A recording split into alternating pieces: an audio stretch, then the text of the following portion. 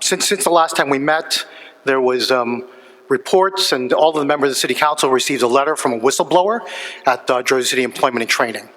And that letter made serious allegations about financial improprieties at the agency, and in particular with regard to what was at the time the acting executive director of the agency. And so in previous meetings in June of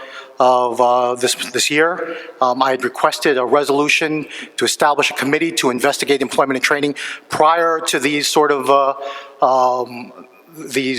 this information coming to light and the whistleblower coming forward with regard to the audit, and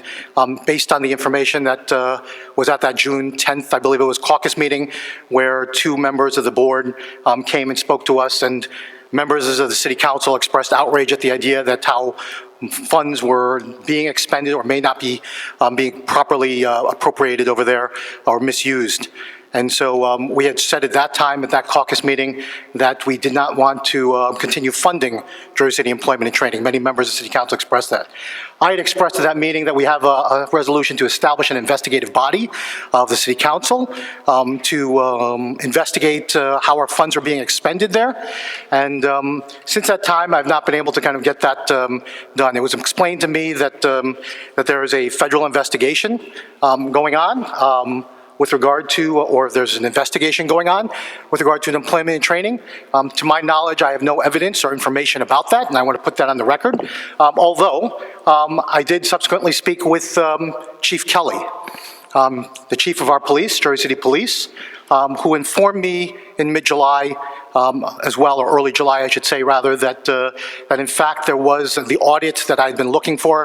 and suggesting that we look into, that in fact that audit was, that he was in receipt of that at one time, and that audit was then turned over to federal authorities and turned over to them. That is the extent of which I know about it, and so it's my intention to request that other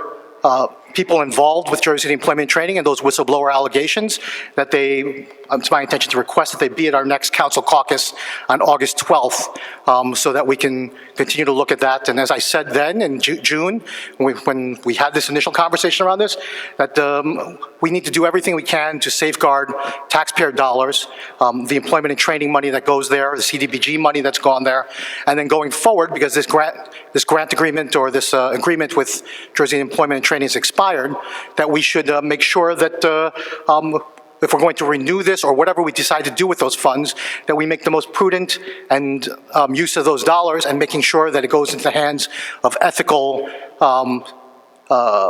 ethical individuals who will ensure that it's used for the purposes that it was intended for.